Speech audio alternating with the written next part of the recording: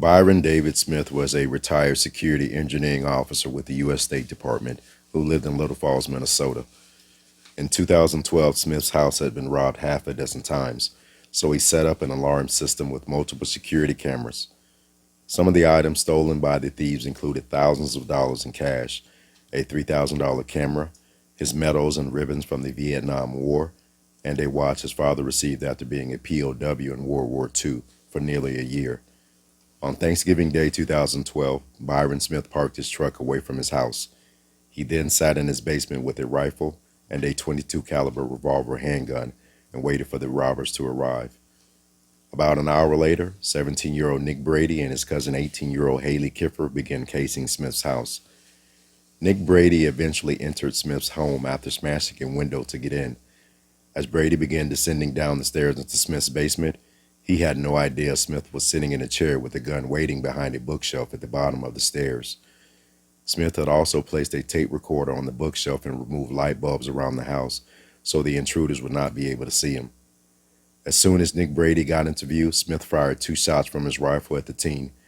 Brady let out a cry of pain before tumbling to the bottom of the stairs, where Smith finished him with a fatal shot to the face using his rifle. Afterward, Smith can be heard on the audio tape saying, "You're dead." He then dragged Brady's body into a workshop room located at the bottom of the staircase before returning to his chair next to the bookcase.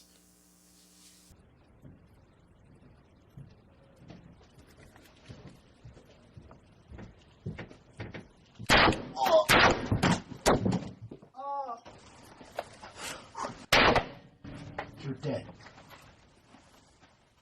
10 minutes later, Haile Kifer can be heard calling for her cousin. Shortly before she began descending the basement steps, Smith fired a shot from his rifle at Kifer, which caused her to fall down the stairs. Smith's rifle then jammed and he can be heard saying, "Oh, sorry about that."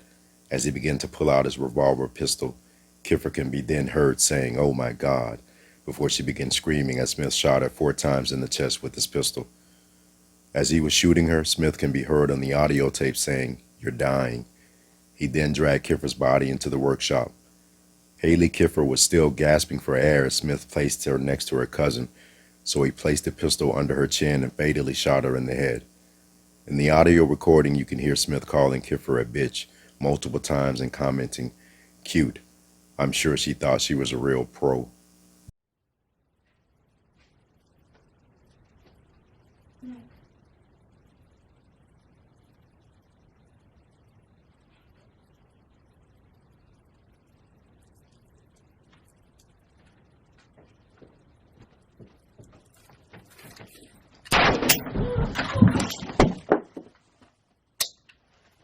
Oh, sorry about that.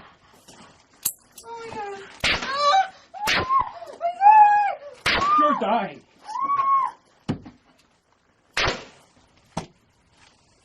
Bitch. Cute. I'm sure she thought she was a real pro. They weren't human. I don't see them as human. I see them as vermin.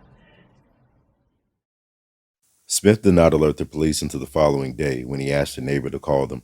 He said his reason for not calling them right away was because he did not want to bother them on the Thanksgiving holiday. When police questioned Byron Smith, he claimed to have fired more shots than he needed to after Kifer began laughing at him as his rifle jammed. However, no laughter can be heard on the audio tape. He also referred to the final shot under Kifer's chin as a good, clean finishing shot. When police searched the vehicle linked to Brady and Kifer, they found 6 bottles of prescription pills belonging to a retired school teacher that had been robbed the day before the shooting. Nick Brady's sister had also reported the teens to police for stealing prescription meds from her house. On August 28, 2012, court documents showed that Brady was linked to at least 2 of the previous robberies at Byron Smith's home. During his trial, Byron Smith used the castle doctrine as his defense, which allows a person to use deadly force against an intruder if they feel their life is in danger. However, the prosecution believes the shootings were not in self-defense, but a premeditated ambush to kill the 2 teens. They argued that Smith moved his truck and hid in a spot to where it would be difficult to see him as a way to lure the teens into his home. They also believed that Smith used excessive force, and that his comments on the audio recording show he was not in fear for his life and only wanted to bring harm to Brady and Kifer. On April 29, 2014, Byron David Smith was found guilty on 2 counts of first-degree murder. He was sentenced to life in prison without parole.